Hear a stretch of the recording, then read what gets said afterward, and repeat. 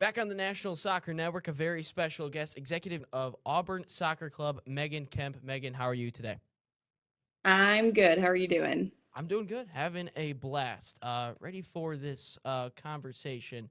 Megan, what is your roles as executive director of Auburn Soccer Club?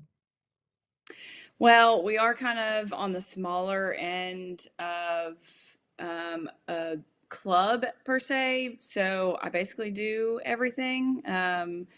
Right now, I kind of manage like the nonprofit as it is. And then I also coach and help out with the coaches as well. We do have a DOC who does most of the work with the coaches, but I also oversee all of that and the programming. And I'm also the academy director as well. Oh, jeez, lots of hats. What teams do you Yeah, coach? lots. Right now I'm coaching the 2014 girls. They are actually playing up at the U13 level. And then I also have a 2011 girls team that are getting ready to prepare for nationals this summer. So in Alabama, they can't play high school the same time as club. So we're about to get back together next week and start preparing for that.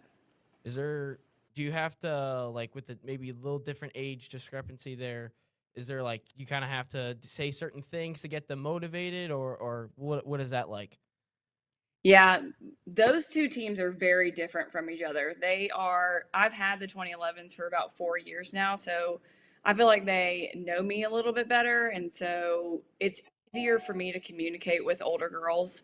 The 2014s, honestly, it's my daughter's age group, so I do kind of mesh well with them. But I do find myself getting a little bit more frustrated with them sometimes because they're not to that level of the 11s in knowing me personally. They haven't really gotten to know me as well. I've coached them for about a year. But I also coach 2019s and 2020s as well. So that's part of our Dev Academy that we put together. It's a 4v4 league. So when you talking about different, I definitely talk to them a lot different than I do the 14s and the 11s as well. And actually, they're a lot more fun on game days than they are the older ones because it's a lot less pressure. Ooh, And they just want to hug you and do the right thing all the time. They're just ball, win, go to goal. It's super easy for them. they're just happy to be there. Just happy to be there. Yes. I guess kind of parlay. I was gonna say this, ask this later, but you kind of parlay into it. Is your guys' club environment? Because some clubs, are kind of win at all costs. Like we've got to win, got Yeah. to win, got to win. Is your guys kind of like win at all costs? Is it kind of just casual? Let's have some fun, but we're still competitive at the same time. Or like, well, what is your environment like? So, of course, we like to win. Everybody likes to win. Obviously, Yes, and we try to make sure that we have enough wins to enough losses to enough ties, meaning we don't want a team to go out there and crush everybody and not have any competition. So we've been in makes that sense. boat before.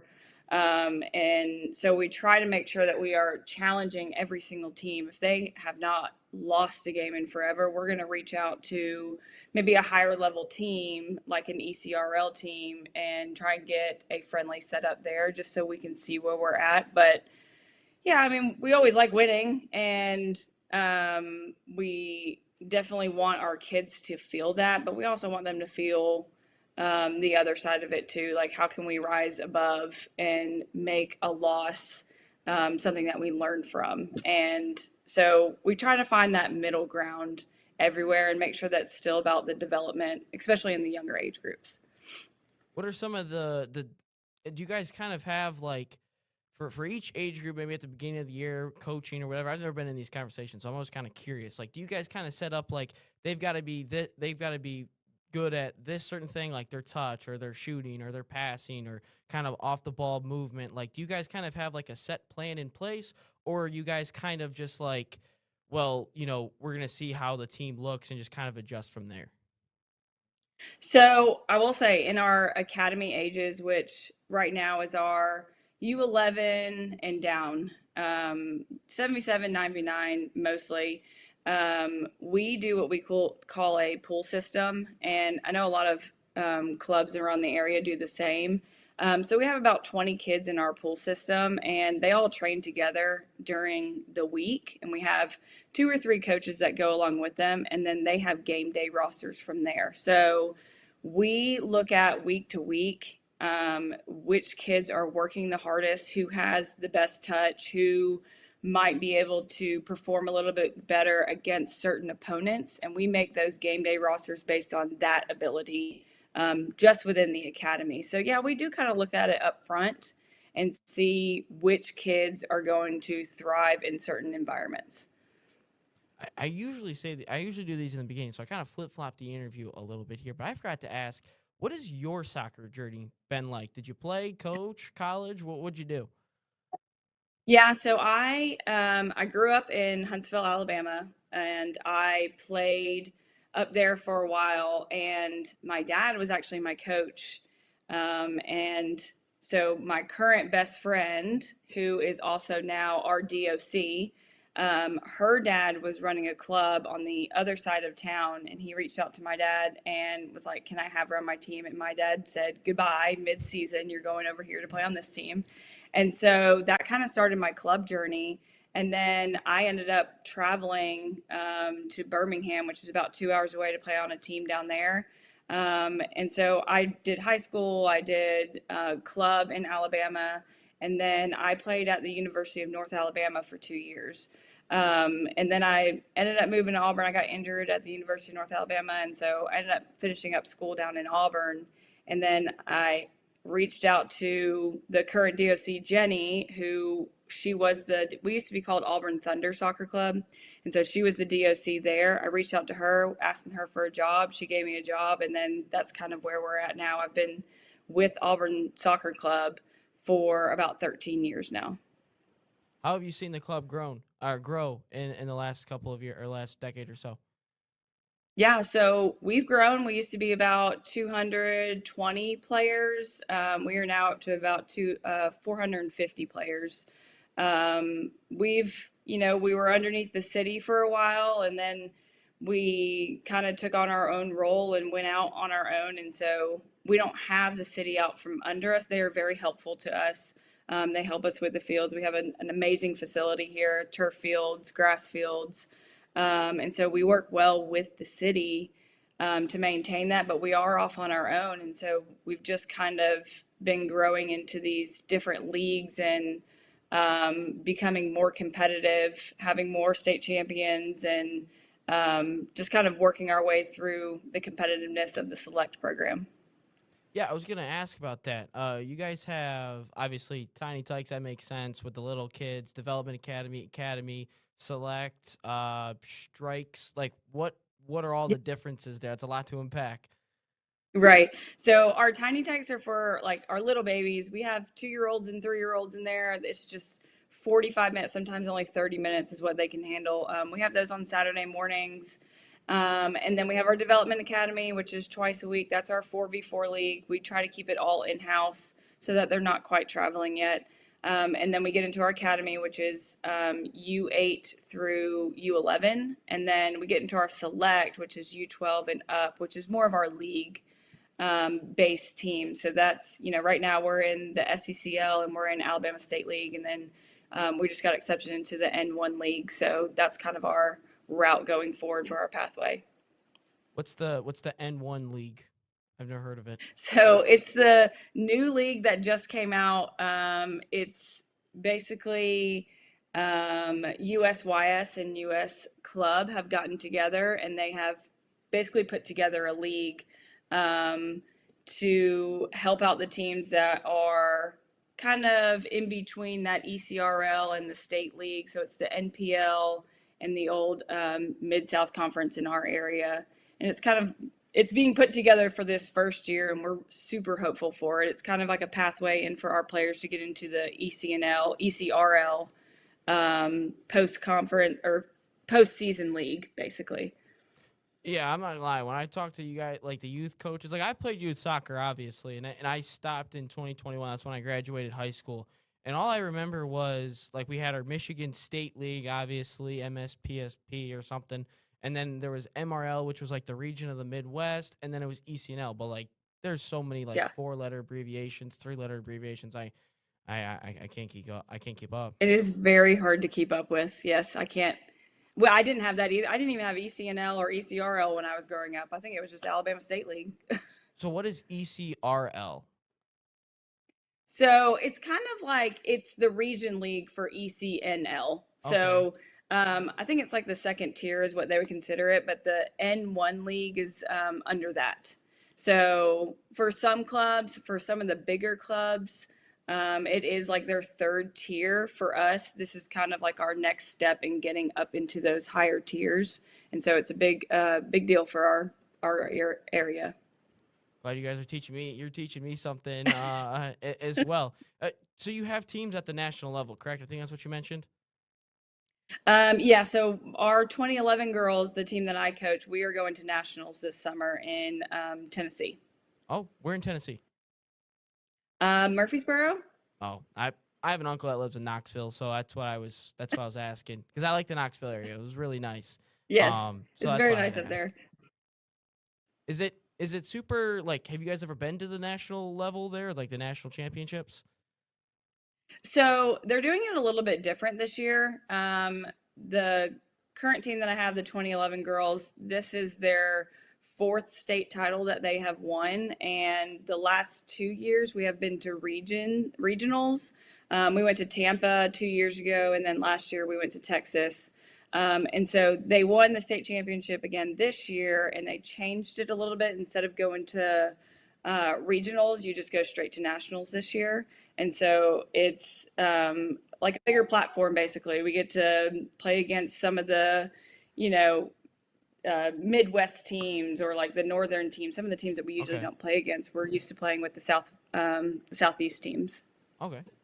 If if you wanted to say take a kid from like as early as they could enter your guys' club to the end of the line, they make it all the way through. They stay with Auburn Soccer Club to the beginning, or from the beginning to the end. What do you want that kid to take away? What are a couple takeaways you would want them to have in their time at Auburn Soccer Club? We like to make Auburn Soccer Club about a community. We communicate constantly. We're always doing different fundraisers or different events. And so I want all those kids to feel like they actually have a home. Not just, we're not just here for to take your money, and we're not Yeah. here to just watch these kids do, high school in the end. Like we want to prepare them for more than just soccer. I have three kids that are currently in the club, and honestly, I couldn't imagine having my kids anywhere else. And not just because I'm here, but because it does feel like a home and a community, and we go out and we do things together. And I just want this to be a place that people can always come back to, even if they do leave to go to these bigger, higher leagues. That they always have a place back here, and we will always accept them to come back here. What is like right when you hopped on the call, we talked about college football. Like when I think of Yeah. the state of Alabama and a handful of states, I think of football, college football, maybe some basketball. But you guys are soccer, and you guys are battling with that. What are some things that you guys battle with being a soccer club in Alabama, knowing that War Eagle and Roll Tide are the main phrases that are said around the state? Yeah, so we actually is very hard in Auburn to host games on Auburn football days because there is so much traffic that comes into the city. People are always tailgating, and I mean, my family tailgates, and so we try and dedicate our Saturday. That's our only like real life that we have outside of soccer, and so we try to make it about that as much as possible. But yeah, it's very hard to host games here. It's very hard to make players and families travel on those days because they want to be in Auburn because it's so big. But we have a great relationship with Auburn University Soccer. Coach James Armstrong he's a huge advocate for us.